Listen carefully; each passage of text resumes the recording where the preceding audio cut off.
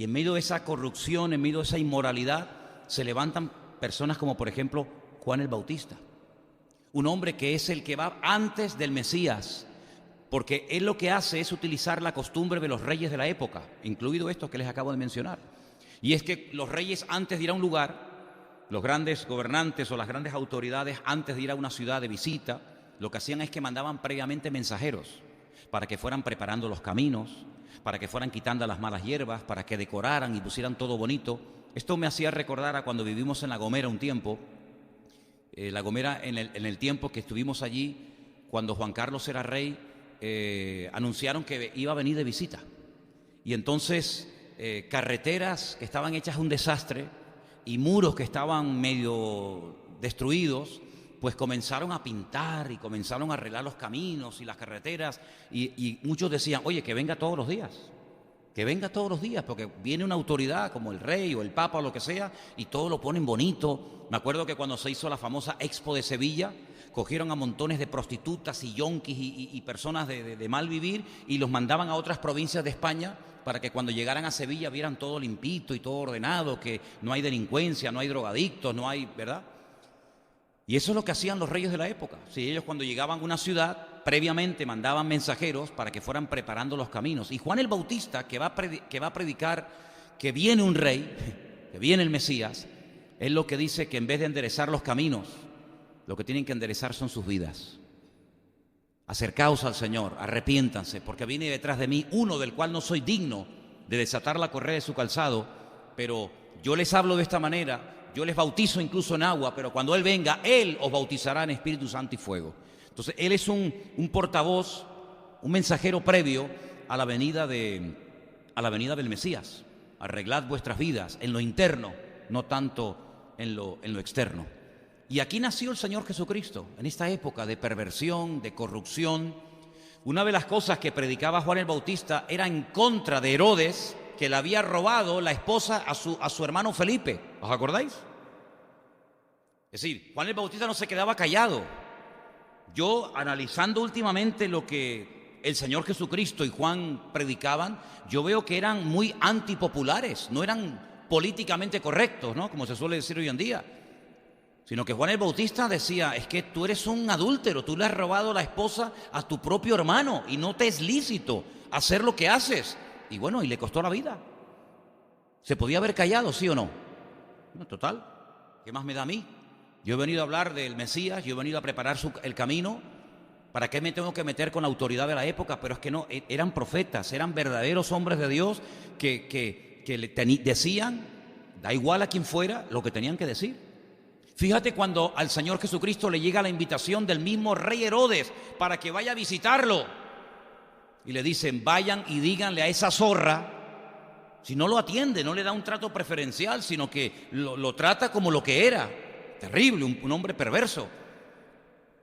Dice la Biblia que uno de los Herodes no permitía que le hicieran sombra, no permitía que nadie le quitara el puesto, hasta el punto que si tenía que mandar a asesinar a cientos o a miles de niños, lo hacía. Y él fue el que dio el edicto para que mataran a niños en la zona que él gobernaba, menores de 2 años. Yo no sé cuántos mataron, 20, 30, 40, 50, 100, no lo sé, pero lo que está bien claro es que él no tenía ningún tipo de escrúpulos. Hombre, mató a su mujer, mató a sus hijos, no va a matar a los hijos de los demás. Era terrible, era una cosa perversa, una cosa demoníaca en aquellos tiempos, ¿no? Y en este tiempo nació y ministró Juan el Bautista y el mismo Señor Jesucristo también. Pero pensando en todo esto, resulta que hoy, estos días atrás, estaba leyendo la historia de Samuel. A mí me gustan mucho los libros de Samuel. Hay 2, sabéis que está Primera de Samuel y Segunda de Samuel. Y probablemente esta semana yo comience a leer, a título personal, estos 2 libros. Y resulta que el libro comienza hablándonos de un matrimonio que una de sus esposas no puede ser madre. Dice la Biblia que es estéril. Pero ella va a un lugar que era el que en aquel momento era el punto de referencia al que iba la gente, donde estaba el tabernáculo, después de que entraron en la tierra prometida con Josué a presentar sus sacrificios. Y dice que esta mujer llegó un año, esta mujer llamada Ana, llegó un año y dice que derramó su alma delante del Señor. El sacerdote la tomó por ebria, todos conocemos la historia, ¿no? Le dijo, oye, digiere tu vino. Y dice, no, yo no estoy ebria, yo no estoy borracha. Pasa que yo soy una mujer que está derramando su alma delante del Señor, y dice la Biblia que el Señor oyó su oración y al año siguiente dio a luz. Ahora, ella vivía, fíjate, que yo pensaba, estudiando esto, que Ana vivía un montón de kilómetros lejos de donde estaba el tabernáculo. No, estaba a 15 kilómetros. Eran tan solo 15 kilómetros, vamos, es que, no sé, como de aquí un poquito más de Candelaria o algo así. Y ella le dijo al Señor: si tú me permites ser madre y me nace un hijo varón, yo lo consagraré y yo lo dedicaré a ti todos los días de su vida. Ahora, ponte tú en el lugar de ella. Dejar a su niño destetado, no sé, con 5, 6, 7 años, yo no sé hasta cuándo estarían chupando la teta, ¿no? Pero pequeñito, se lo lleva al sacerdote Elí y dice que lo iba a visitar cada año. Si no es como las madres canarias que te llaman todos los días y le dicen: hoy no me has llamado. O como esas madres pesadas que te dicen: ¿dónde estás? Mamá, te dije dónde estoy, ¿para qué me llamas? Es que es muy tarde, mamá, son las 9:30 de la noche, ¿verdad? Ana no era esas madres pesadas que aquí no hay ninguna, ¿no? Aquí eso no existe, eso en otros países, en otras, ¿verdad? Sino que Ana dice que iba de año en año, y a mí me gusta que ponga ese detalle, porque viviendo a 15 kilómetros podía ir, hombre, si no todos los días, 3 o 4 veces a la semana, a ver cómo está mi niño. ¿Comiste bien, mi niño? ¿Comiste bien, mi niño? Yo me acuerdo cuando vivíamos en el puerto de la Cruz, en algunos campamentos de niños que se hicieron, algunas, no todas, algunas madres venían por la noche para hacerle la cama al niño o a la niña para que durmiera calentito. Digo, pero déjelo. ¿Pero qué cama le va a hacer si va a dormir entre un saco a dormir? Pero ellas venían para ver si había comido. ¿Te lavaste los dientitos? ¿Te limpiaste bien? ¿Comiste bien? Iba a estar 2 o 3 días el niño en el campamento. Es como si lo mandaran a Bosnia al niño, 3 o 4 meses o años, ¿no? Una cosa increíble. La Biblia dice que Ana subía de año en año y le llevaba una túnica, una ropita nueva, porque claro, el niño lógicamente crecía por fuera y crecía por dentro. Pero no, repito, no era esas madres pesadas. Y allí lo dejó, pero claro, yo digo, bueno, lo habrá dejado en un ambiente maravilloso, pero claro, tú no dejas a tu niño, tú no dejas a tu hijo pequeño en un ambiente malo. Sí, vamos a leer. Fíjate el ambiente y con qué gente lo dejó. Vamos a 1 Samuel, capítulo 2. Mira, ahí lo tenemos, perfecto. 1 Samuel, capítulo 2, a partir del verso 12. Mira, presta atención. El sacerdote se llamaba Elí, pero dice: los hijos de Elí eran hombres impíos y no tenían conocimiento del Señor. Ahora, no cambies, para ahí. Yo leí ese texto en hebreo y resulta que me quedé sorprendido, porque cuando dice los hijos de Elí, en hebreo no dice eso. En hebreo dice Benei Belial. Benei significa hijos, pero Belial. Entonces cuando yo leí, Benei Belial, hijos de Belial, me vino a la cabeza un versículo que está en 2 Corintios 6:15, que dice: no os unáis. Bueno, ahí está. ¿Qué concordia tiene Cristo con Belial? ¿Qué parte el creyente con el incrédulo? No os unáis en yugo desigual. Y esa palabra Belial, yo dije, eso, voy a ver qué significa Belial. Bueno, es un sinónimo de Satanás. Es un sinónimo de diablo. Entonces, Pablo dice, ¿qué comunión, qué concordia puede haber entre Cristo y el diablo? Ninguna. Bueno, vamos al versículo de Samuel.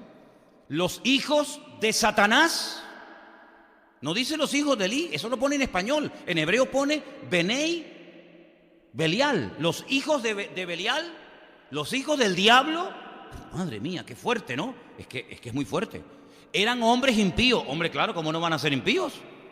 No van a ser santos los hijos del diablo, ¿no?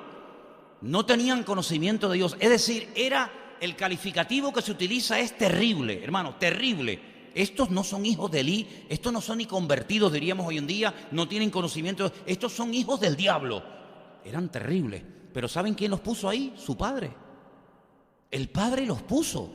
Y todo el país, todo Israel sabía que los hijos de este sacerdote, que se llamaban Ofni y Fines, eran de lo peor. Y en ese ambiente, Ana coge a su niñito, ese regalo que el Señor le ha hecho, ese milagro, y llega y se lo deja allí a Elí. Pero claro, Elí, y allí vivían estos dos.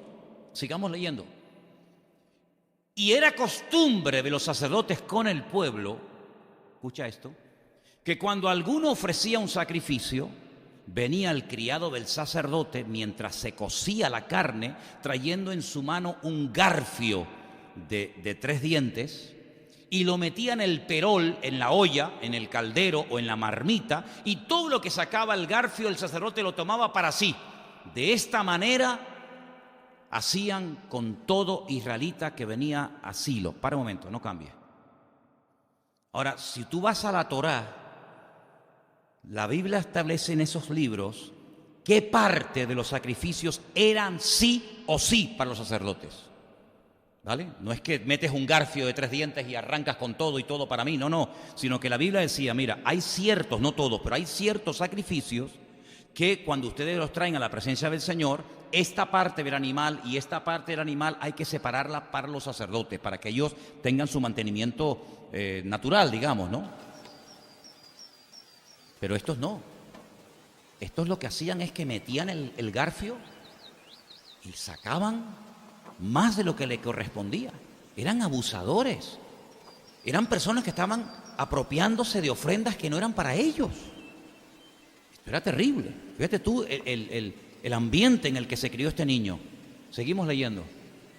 Asimismo, antes de quemar la grosura, era después. Pero dice, esto lo hacían antes, venía el criado del sacerdote y le decía al que sacrificaba, dale carne para asar al sacerdote, porque no tomará de ti carne cocida sino cruda. Y si el hombre le respondía, quemen la grosura primero, primeramente vamos a presentar el sacrificio al Señor y luego hablamos. No, él decía, quemen la grosura primero, después toma tanto como quiera. Él respondía, no, dámela ahora mismo o de otra manera yo la tomaré por la fuerza.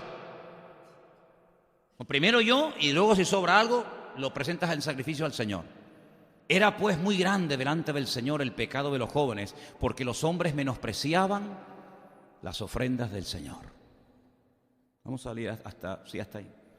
Bueno, y el joven Samuel ministraba en la presencia de Dios vestido de un efod de lino. Vamos a parar ahí. Fíjate, en este ambiente tú dejarías a tu hijo con estos perversos, con estos desgraciados que abusaban. ¿Qué ejemplo le van a dar al niño? ¿Qué ejemplo le van a dar a mi hijo? Es como si tú llevas a un colegio interno a tu hijo y sabes que todos los maestros, desde el director hasta el último, son unos degenerados. Yo no dejo a mis hijas allí ni loco. Pero era tanta la confianza que Ana tenía en el Señor, que ella dijo, yo le prometí al Señor que si me daba un hijo se lo entregaría a mi Señor, y si el Señor me lo dio, el Señor cuidará de mi hijo. Es decir, él no va a ser cambiado por el ambiente. El Señor lo va a cuidar y él va a cambiar, en la medida de sus posibilidades, el ambiente en el cual se va a criar y en el cual va a vivir durante años. ¿Qué te parece? Una confianza en el Señor tremenda. Más adelante, en ese mismo capítulo, dice que se acostaban con las mujeres que venían a ofrecer sacrificio en el tabernáculo. Pero el texto hebreo es más fuerte todavía. Elí era muy viejo, oía todo lo que sus hijos hacían con todo Israel y cómo dormían. Es que la Biblia en español es muy diplomática, muy suave. ¿Cómo dormían? Dormían. ¿Qué hay de malo que dormir en la puerta del tabernáculo? Y cómo dormían con las... ya con mujeres, ya está ahí el plural, pero bueno, dormían, no hacían nada malo, ¿no? Dormían con las mujeres que velaban a la puerta del tabernáculo de reunión. No, es que eso no dice el texto original. El texto original dice que las violaban. Las violaban en la puerta del tabernáculo de reunión. Sí, pero ¿cómo puede ser esto un sacerdote? Y este es un hombre de Dios. Una mujer que viene al tabernáculo a traer una ofrenda al Señor y la viola.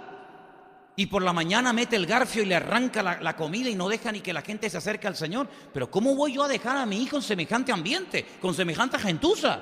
Ni loco, meto yo a mi hijo ahí que me lo van a echar a perder. Pero mira, es que esta mujer tenía tanta confianza en el Señor que ella se lo entregó al Señor. Y cuando los padres hemos puesto a nuestros hijos en las manos del Señor, el Señor no nos va a dar mal por bien, sino que el Señor va a cuidarlos mucho mejor de lo que nosotros podríamos hacerlo. ¿Cuántos dicen amén? ¿Sabes? Esa superprotección de que no hable con este, que no vea la otra, que no sé qué. No, olvídate. Mira, no andes con malas compañías. ¿Y estos?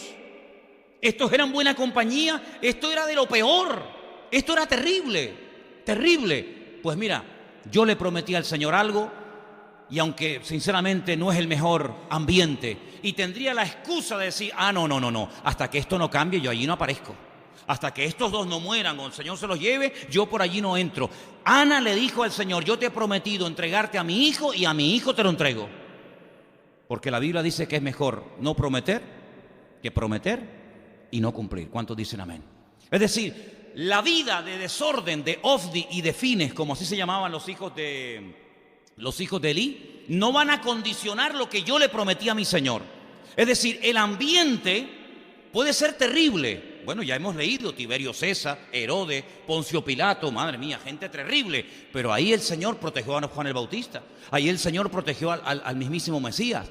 Ahí ahora vemos, en este pasaje que hemos leído, cómo Samuel, un niño pequeñito, un niño pequeño, hermano, criado en un ambiente de corrupción, de inmoralidad, de perversión, de abuso, de mal ejemplo, de mal testimonio, el Señor lo protege y dice que mientras los demás iban de mal en peor, él crecía en gracia, él crecía en sabiduría, el Señor estaba con él, se le presentaba, hablaba con él, ministraba al Señor. Es que es una maravilla. Samuel, miren, crecía, era acepto delante de los ojos de Dios y delante de los ojos de los hombres. Es decir, la recompensa que le dio el Señor a su madre, a Ana, es tremenda. Y esto tiene que ver con la confianza en el Señor. ¿Hasta qué punto confiamos en Dios, hermano? ¿Hasta qué punto creemos que en medio de una sociedad perversa, corrupta, maligna, depravada, el Señor nos puede cuidar? ¿Hasta qué punto? Pues hasta el máximo, porque creemos que nuestro Dios nos puede proteger de lo que conocemos y de lo que ignoramos. Y esto no ha hecho más que empezar. Porque uno dice, Señor, los tiempos de Cristo, sí, fueron de inmoralidad, de corrupción, de abuso de poder, de injusticias, de violencia. Pero es que Él dijo que los últimos tiempos serían iguales que los de Él. Incluso va más atrás y dice, y serían como los tiempos de Noé. ¿Y cómo eran los tiempos de Noé? Peor todavía, hermanos.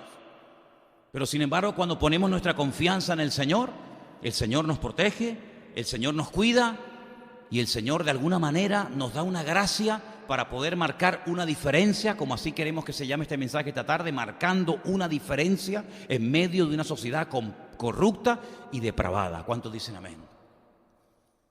Podríamos hablar de José, podríamos hablar de tantos personajes, pero quiero llevarles a Daniel, capítulo 1. Daniel, capítulo 1, a partir del versículo 1, encontramos también a otra persona joven, muy joven, con una serie de experiencias traumáticas que podían haber hundido a cualquiera, ahora hablaremos de ellas, pero que él tampoco se dejó manipular, sino que él marcó una diferencia hasta el último día de su vida. Pero antes de que leamos esos textos, permítame decirles que hay momentos en la vida en los que nosotros tenemos que tomar la decisión de confiamos o no confiamos en Dios. O va en serio o no va en serio. Ana dijo, yo le prometí al Señor a mi hijo y yo se lo voy a dar a pesar de. Es que lo mismo había hecho Abraham tiempo atrás. Señor, yo no entiendo por qué me lo estás pidiendo.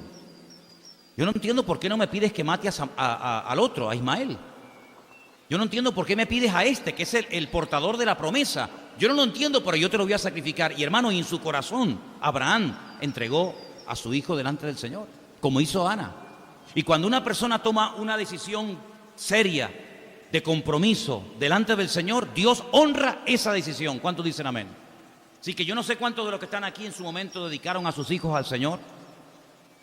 Pero si usted lo hizo, hermana, hermano, tenga la tranquilidad de que esa oración no cayó en saco roto, sino que el Señor los cuida y los va a proteger. Eso no significa de que no vamos a ayudarlos, a aconsejarlos, a asesorarlos, etcétera. Pero hermano, esas oraciones, esas decisiones de decir yo pongo a mis hijos en las manos del Señor. Y mire, tal y como está el panorama, la mejor decisión que podemos tomar los padres, y más cuando son pequeños, es ponerlos cuanto antes en las manos y en la protección del Señor. Porque usted pone a su hijo en esa escuela 4, 5, 6, 7, yo no sé cuántas horas, y usted no sabe lo que le enseñan, usted no sabe en qué ambiente se mueve, con qué palabras, con qué gente, pero hermano, Ofni y Fines eran terribles, y sin embargo Ana dijo, yo le prometí al Señor darle a mi hijo, y se lo dio, y el Señor se lo cuidó. Y mira qué hombre de Dios tuvo, nada más y nada menos que Samuel, un hombre de Dios tremendo. Vamos a Daniel, capítulo 1. En el año tercero del reinado de Joacín, rey de Judá, vino Nabucodonosor, rey de Babilonia, a Jerusalén y la sitió. Y dijo el rey a Aspenaz, jefe de los eunucos, que trajese de los hijos de Israel, del linaje real de los príncipes, muchachos en quienes no hubiese tacha alguna, de buen parecer, enseñados en toda sabiduría, sabios en ciencia, en buen entendimiento, idóneos para estar en el palacio del rey, y que se les enseñase las letras y la lengua de los caldeos. Era lo primero que le querían cambiar, es la forma de hablar. Eso es lo primero. Ya después vendrán otros cambios. Son esas micro rupturas que el otro día hablaba, ¿no? Que se fueron produciendo en Cataluña poco a poco hasta llegar a donde llegaron, o hasta donde intentaron llegar. Micro rupturas. ¿Por dónde empezamos? Vamos a cambiarles el lenguaje. ¿Se acuerdan cuando leíamos el otro día a Nehemías? ¿Por qué Nehemías se enfadó y se rasgó las vestiduras y se lanzaba contra las multitudes? Porque dice, ya no saben ni hablar. Me hablan en los idiomas de los pueblos en los cuales se han criado, porque se han casado con mujeres de Asdod, con filisteas, con amorreas, ¿verdad? Y ya no saben hablar, dice Nehemías, el idioma judaico. Ya no pueden leer la Biblia, porque la Biblia solamente estaba escrita en hebreo. Entonces, si ya no lo saben hablar, mucho menos van a saber leer y no van a tener acceso a las escrituras. Por eso le enfadaba tanto a Nehemías que hubieran perdido su identidad como pueblo, perdiendo el idioma, ¿verdad? Entonces, fíjate qué tremendo. Lo primero que hace Nabucodonosor es decir, bueno, me los llevan al palacio y le cambian las palabras, le enseñan otro idioma. Y por ahí se empieza. Como dijo aquel, primero se empiezan quemando los libros de los autores y después se terminan quemando los autores de los libros, ¿no? Bueno, pues por ahí empieza el cambio, o intentan. Seguimos. Le señaló el rey ración para cada día. Ah, amigo, ahora los quieren también cambiar por dentro, les quieren cambiar la forma de comer, no solamente la forma de hablar. Les señaló ración para cada día. Cuidado, no era una comida mala. No era una comida mala, tenía que ser una comida de categoría, era la comida del rey, pero era una comida prohibida. Todo me es lícito, pero no todo conviene. No le estaban dando, perdonen la expresión, porquería. No le estaban dando comida caducada, no le estaban dando comida del vertedero. Le estaban dando la comida del rey. Si el rey comía esto, ¿verdad? Y esto también se lo van a dar a estos muchachos.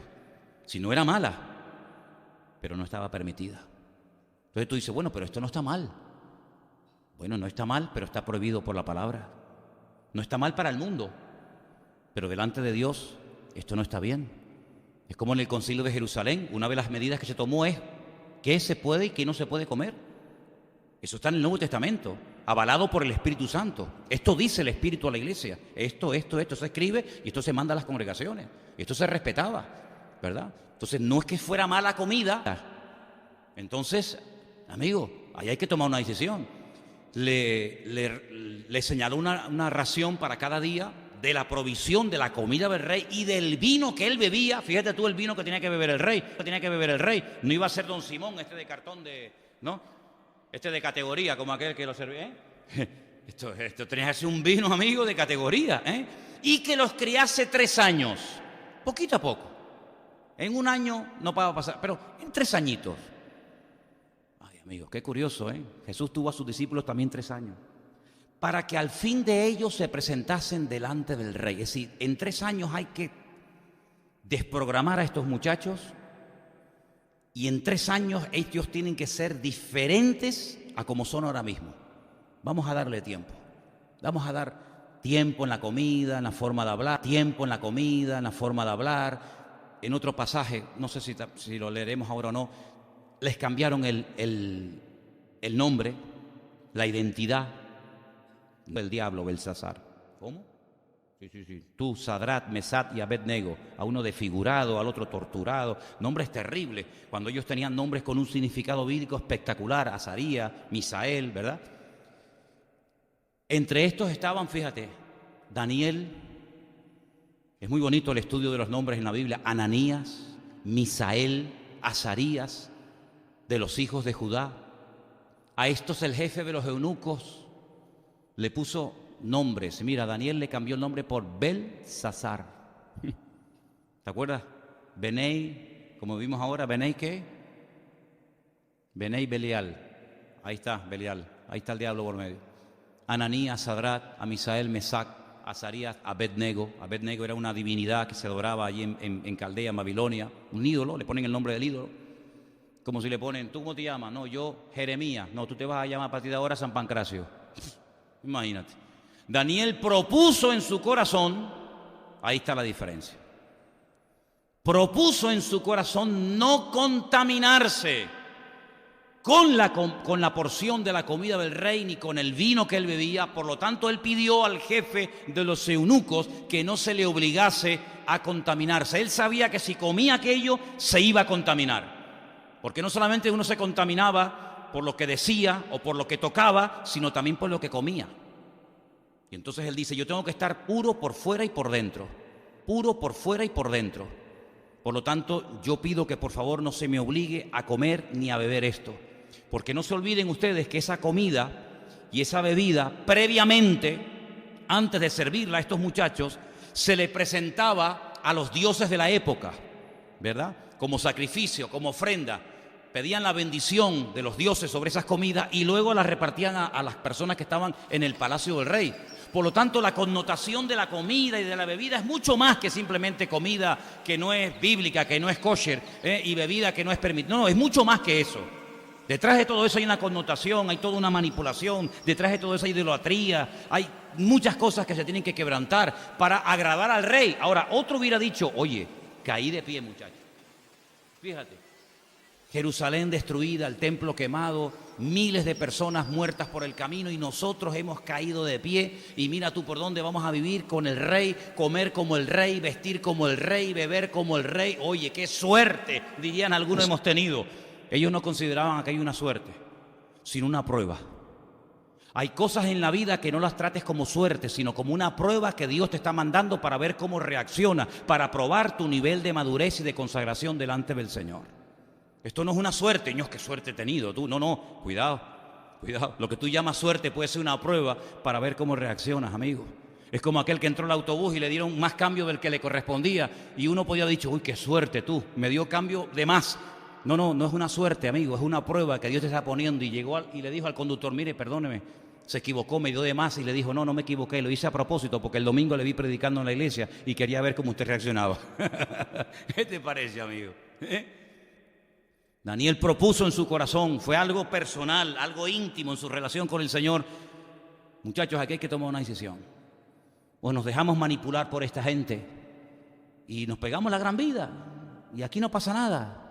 Y nos adaptamos como el camaleón a las circunstancias, como hacía Herodes. ¿Se acuerdan lo que le dije de Herodes? Empezaba siempre la guerra con los que siempre la perdían, pero después yo no sé cómo hacía, que el tipo siempre se pasaba al bando de los ganadores. Era un camaleón político, como muchos hoy en día, ¿no? Y como en muchas instituciones religiosas, que cuando gobernaba la izquierda eran de izquierda, cuando gobernaba la derecha se iban para la derecha, cuando eran comunistas eran comunistas. Una cosa increíble. Estos no eran, como decimos en España, chaqueteros, ¿no? Se adaptan al medio ambiente. No. Estos marcan una diferencia en la comida, en la bebida, en todo, porque propusieron en su corazón no contaminarse. Y esa decisión tenemos que tomarla hoy en día nosotros, más que nunca, hermanos. ¿Cuántos dicen amén? Porque el mundo está tratando de contaminarnos. Si no es por el internet, es por la televisión. Si no es por la televisión, es por lo que... Pero el mundo tiene tantas formas de contaminarnos y de manipularnos, que como no tengamos firme y bien parado nuestro corazón delante del Señor, podemos terminar siendo una marioneta en las manos del mundo. Y no queremos hacer así. Por lo menos, creo que nosotros no queremos ser así. Entonces él habló con los jefes y le dijo, y el Señor puso a Daniel en gracia y en buena voluntad con el jefe de los eunucos. No lo dice el texto, pero yo se lo voy a decir. Sobra, se sobreentiende que a Daniel y a sus amigos los castraron, ¿vale? Los castraron. Esta gente no se pudo casar, la gente no tuvo descendencia, ellos quedaron castrados, porque para poder vivir allí tienen que estar castrados. ¿Qué te parece, amigo? Y entonces dijo el jefe de los eunucos a Daniel, yo temo a mi señor el rey, que señaló vuestra comida y vuestra bebida, pues luego que vea vuestros rostros más pálidos que los de los muchachos que son semejantes a vosotros, condenaréis para con el rey mi cabeza.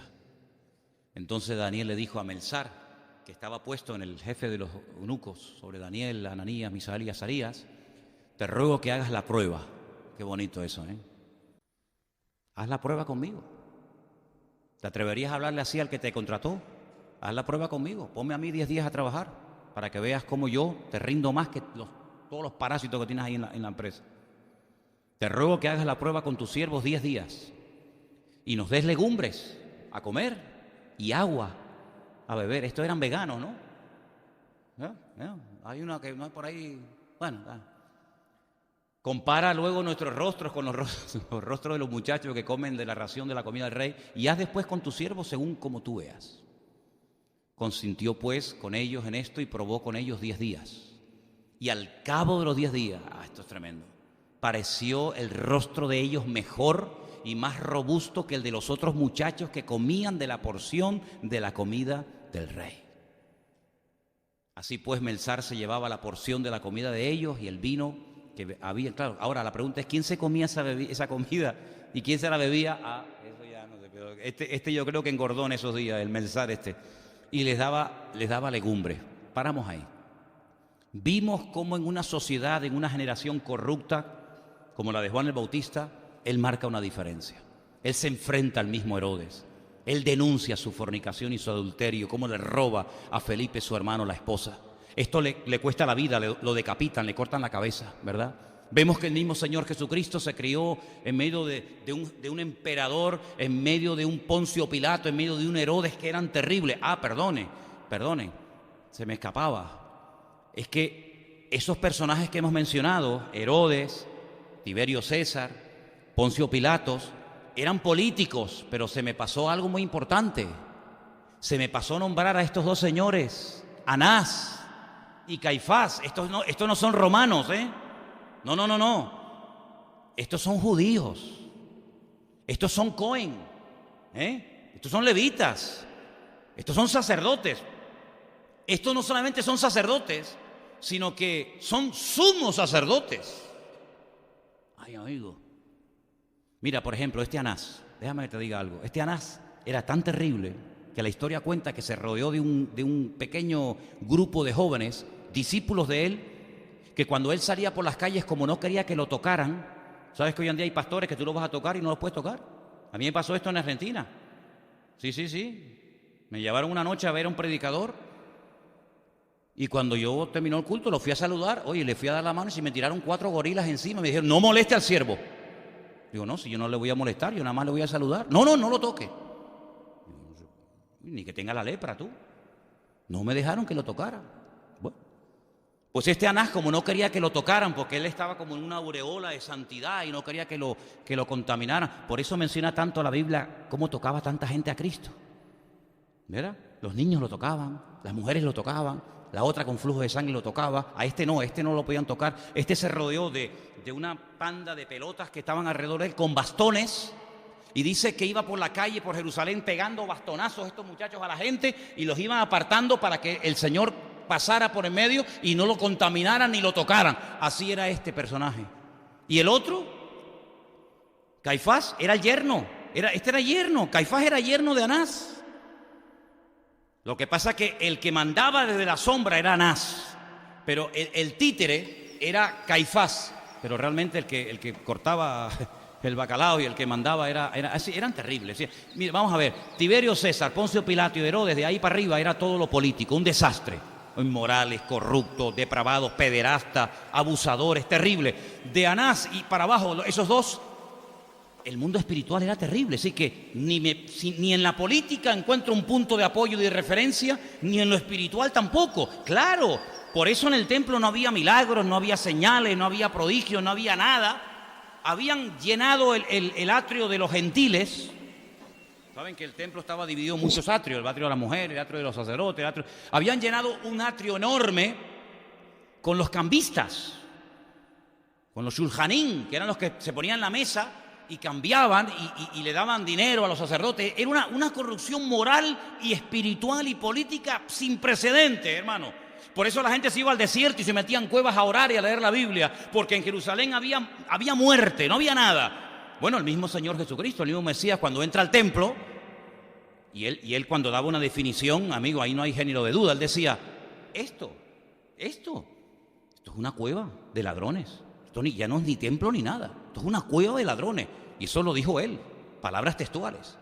Y tuvo que limpiarlo y tuvo que echar fuera a toda esta gente, porque este señor, que era el jefe, Anás y el otro, el yerno Caifás, habían consentido y habían permitido toda esta depravación. ¿A dónde se iban los enfermos?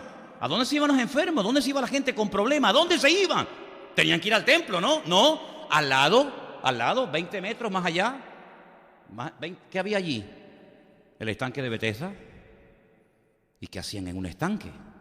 Bueno, dice que esperaban el movimiento del agua porque decían que un ángel venía de tiempo en tiempo. Dice que había una multitud, Juan capítulo 5, léelo, una multitud de ciegos, cojos, mudos, paralíticos que preferían esperar en unas aguas putrefactas el movimiento del agua producido supuestamente por un ángel que ir al templo a orar porque en aquel templo era un desastre. Bueno, te encuentras personajes, no solamente como estos dos, sino te encuentras personajes como aquel que cuenta el Señor, porque Jesús era en su enseñanza muy provocador.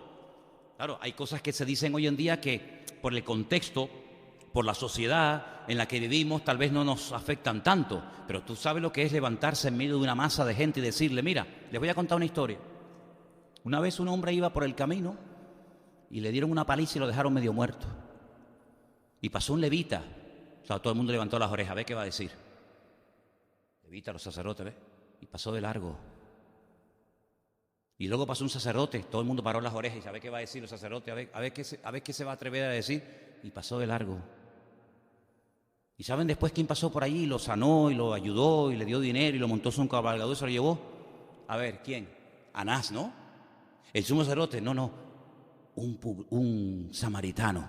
Mira, esto fue una patada en la canilla, decir, pero bueno, yo he hablado con rabinos en Israel sobre el tema y dice, pero ¿cómo es posible que se haya atrevido a desprestigiar a un levita y un sacerdote y esté poniendo por las alturas a un samaritano?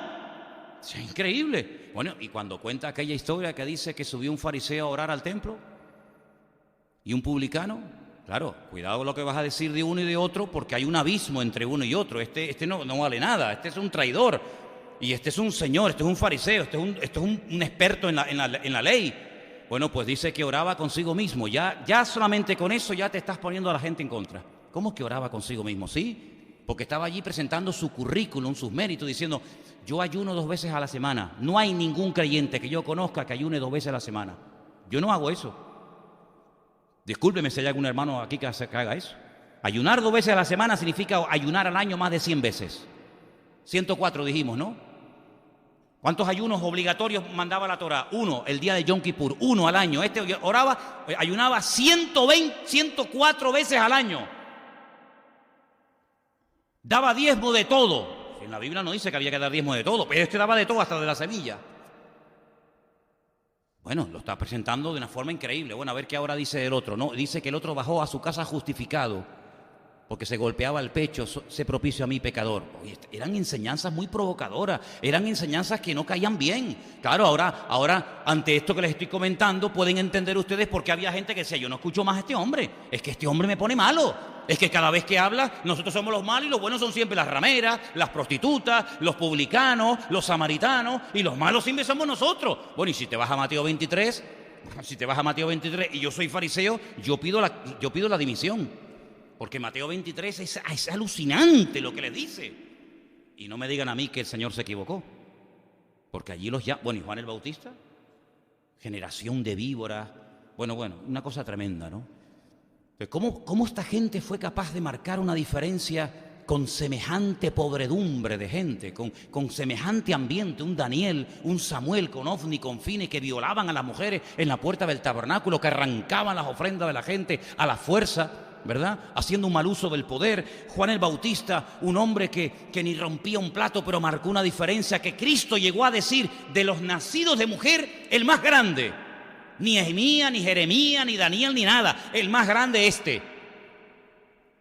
¿Cómo lograba esta gente marcar una diferencia en aquellos tiempos? Bueno, porque yo creo sinceramente que eran personas que se habían tomado en serio su llamado. Como dijimos en Daniel 1, habían propuesto en su corazón, se habían decidido firmemente marcar una diferencia. No eran gente ambigua, gente que dice, bueno, no pasa nada, ¿no? Total, ¿quién me está viendo ahora? ¿Quién me está viendo? ¿Se acuerdan cuando yo el otro día les dije que el problema que tuvo en un momento determinado de la vida Moisés fue que miró a izquierda y a derecha a ver si no lo veía nadie? Ay, qué diferente hubiera sido si hubiera mirado para arriba. Claro, no me mira nadie. Le meto un estacazo en la cabeza al egipcio ese, lo entierro bajo la arena y aquí no me ha visto nadie. Eso es lo que tú dices. El de arriba te ha visto. El de arriba, el Señor, los ojos del Señor recorren la tierra, dice la Biblia, ¿no? Pues si hubieras mirado hacia arriba, en vez de tanto hacia los lados. Además, mira, te voy a decir una cosa. Cuando tienes tu mirada puesta en Cristo, no hace falta que mires ni a derecha ni a izquierda. Da igual si te ven o no te ven. Con que sepas que el Señor me está viendo, yo ya eso no lo puedo hacer, porque el Señor lo sabe. ¿Cuántos dicen amén? ¿Verdad? Entonces me llama la atención y es lo que yo quería compartir con ustedes en esta noche, ¿no? Bueno, sabemos que Juan el Bautista marcó una diferencia, la marcó Samuel, semejante ambiente de depravación terrible, la marcó Daniel en Babilonia, la marcó José en Egipto, bueno, tantos. ¿Y nosotros? ¿Y nosotros estamos marcando una diferencia? ¿O hablamos igual, pensamos igual, nos comportamos igual y vivimos igual que los del mundo? Claro, ya ahí yo no puedo responder. Yo puedo responder por lo que predico, pero no por las preguntas que hago a ustedes, porque el único que puede responder a esa pregunta eres tú y somos nosotros, ¿no? Somos iguales cuando estamos en el culto que cuando no nos ve nadie de la iglesia. Solamente el Señor lo sabe. Y cuando estás ahí delante de un ordenador, haces así y dices, vamos a ver esto. O dices, no, yo no voy a ver esto, me da igual si está mi mujer delante, mi marido, mi padre o nadie, porque esto no es de Dios y no lo puedo ver. Yo no sé hasta dónde tú llegas con tu santidad y con tu relación con el Señor. Yo lo único que sé es que yo creo que hoy en día tenemos el deber y la obligación los cristianos de marcar una diferencia. Y la podemos marcar. Porque yo creo que no ha habido una generación más privilegiada que la nuestra.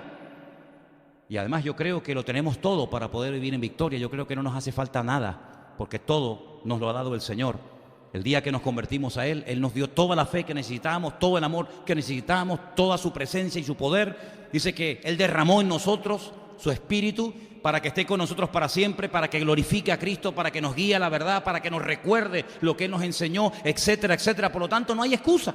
No hay excusa para decir, pero bueno, vivimos en otros tiempos, tampoco tenemos que ser tan radicales, hombre, tampoco tenemos que ser tan exigentes, no sé, un poquito de libertad. Pero mira, es que no hay libertad sin reglas, es que esa libertad no es libertad, es libertinaje. La libertad está acotada y está cortada por un Dios que quiere lo mejor para tu vida y para la mía. Y no es que cuando yo haga todo lo que quiera, como decían aquellos griegos, ¿no? Aquellos decían, no hay que darle satisfacción al cuerpo, hay que masacrarlo, hay que dañarlo, porque es la cárcel del alma. Y los estoicos y los epicúreos se peleaban unos contra otros. Uno decía, la venga, rienda suelta al vino, a la orgía, con niños, no importa, con mujeres, con 4, con 5, tríos, cuartetos, no importa. Los otros decían, que va, eso no puede ser, tiene que ser una cosa. No, es que hermano, las pautas para poder vivir en victoria ya las tenemos escritas, gracias al Señor. Amén, hermanos. Ya están aquí las pautas, ya tenemos los límites. A mí me gustan mucho las preposiciones en la Biblia. Hay un estudio muy bonito en la Biblia del tema de las preposiciones. Cuando dice desde hasta, ¿no? Eso es buenísimo. Cuando dice, mira, tú vas a entrar en la tierra prometida y desde aquí hasta allí. Y eso es buenísimo, porque dice, bueno, ¿desde dónde? A ver, ¿de dónde empiezo? Dice, desde aquí. Vale, ¿hasta dónde? Dice, hasta allí. Ahí pisa, ahí todo esto es tuyo, yo ya te lo entregué. Pero es desde hasta, no te vayas para allá porque ahí no entra ese terreno. Eso es buenísimo, ¿verdad? Cuando vamos a la palabra y encontramos personas que dicen, es que yo no te puedo dar dinero. Hombre, yo soy un predicador famoso, yo soy el predicador más famoso del mundo en este momento. Soy nada más y nada menos que Pedro, el único hombre en la historia que caminó por encima de las aguas. Yo he hablado, yo he visto personalmente a Moisés y a Elías. Hay muchos en Israel que darían lo que fuera por poder hablar con el profeta Elías. Es que él lo vio en el monte Tabor, en la transfiguración, ¿verdad? Y yo he visto milagros y yo he visto al Mesías. Pero dice, pero yo no tengo ni plata, ni tengo oro, yo no tengo nada.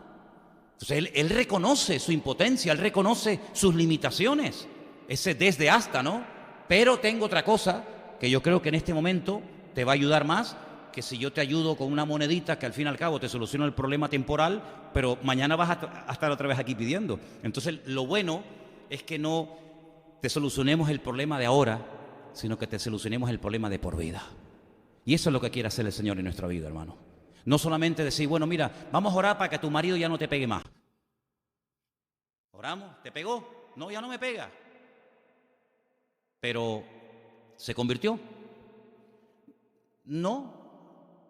Ahora de vez en cuando me insulta, pero con amor. No, pero es que eso no es. ¿Tienes hambre? No, toma, vete al bar ahí y dile al muchacho al lado que te dé un bocadillo. Sí, pero es que mañana vas a tener que comer otra vez. O tú comes una vez al mes.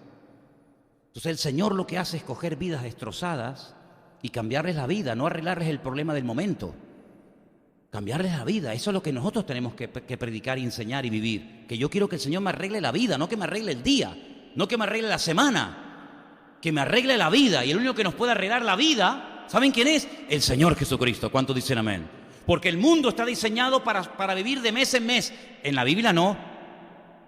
En la Biblia no. En la Biblia se vive al día a día. Basta a cada día, ¿no dice eso? Basta a cada día su propio afán. En la mentalidad bíblica, la mentalidad de hace 2000 años era el día a día. Hoy comimos, hoy dormimos, mañana Dios dirá. El mundo moderno es de mes en mes. Cobro el sueldo del mes. Cobro ahora en enero. Ya en febrero ya veremos, ¿no? Poca gente tiene solucionada todo el año desde el primer día. Pero ¿saben qué? En la Biblia lo que encontramos que en el sentido espiritual lo que Dios te quiere arreglar no es ni el día, ni la semana, ni el mes. Lo que el Señor te quiere arreglar es la vida.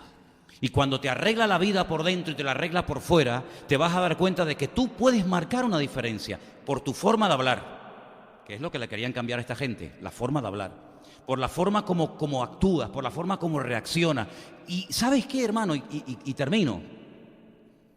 Ellos marcaron una diferencia en medio de una sociedad corrupta, todo en contra. Y en cierto sentido, si somos en este momento la última generación de creyentes, que yo creo que puede ser que seamos, las cosas no van a ser más fáciles. Porque hoy en día el pecado está sofisticado. Antiguamente ibas por la calle y veías un tío crucificado. Ostras, esto es una salvajada, ¿no? O veías a una piara de perros matando a un hombre a mordisco, ¿no? O lo mataban a palos. Hoy en día como que el diablo, por lo menos en nuestro contexto, nuestra cultura, nuestro continente, como que está más sofisticado, te va matando pero poco a poco. Una cosa lenta, ¿no? Como tú ves a los drogadictos, que son pellejos, y tú dices, el diablo en vez de matarlo de golpe, lo ha ido matando año tras año, ¿no? Año tras año. O el que cae en cualquier otro vicio, en cualquier otra historia, ¿no? El pecado, ya digo, está como más sofisticado. Incluso hasta ciertos pecados están legalizados. Hoy en día Tiberio César iría a la cárcel, era un pederasta. Tenía mis pececillos, como le dije, en la isla de Capri, al sur de Italia.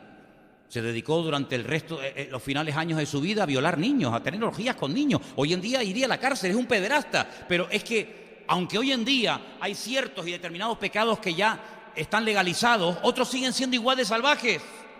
Pero la palabra de Dios sigue siendo la misma. Y el Señor nos dice a ti y a mí que tenemos que ser la sal y tenemos que ser la luz del mundo. Primero empieza por la sal de la tierra y después por la luz del mundo. Oye, es interesante, ¿no? Porque no es lo mismo la tierra que el mundo.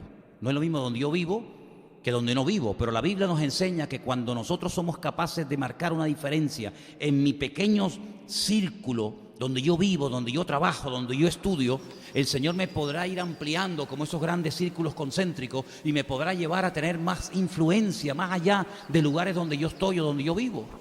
Y yo quiero que en este momento oremos al Señor. Cierra ahí tus ojos, por favor. Y quiero que le pidamos al Señor que así como estos hombres de Dios marcaron una diferencia, Juan el Bautista, Daniel, José,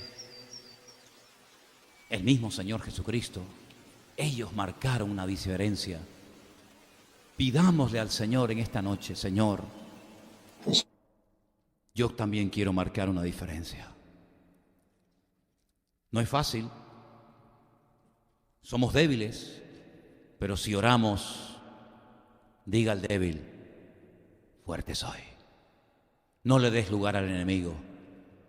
Que no te atrape el espíritu de Roma, el espíritu de Poncio Pilato, el espíritu de Babilonia. Que no te atrapen esa filosofía del mundo, esas modas, esas micro rupturas que se van produciendo en la casa, entre el papá y la mamá, entre la madre y la hija, entre los hermanos. No, vamos a cerrar las puertas, hermano, vamos a cerrar las filas en torno al Señor. Y vamos a pedirle a Él que nos guarde, que nos proteja. Permítame recordarles, hermanos, que cuando Noé construía el arca,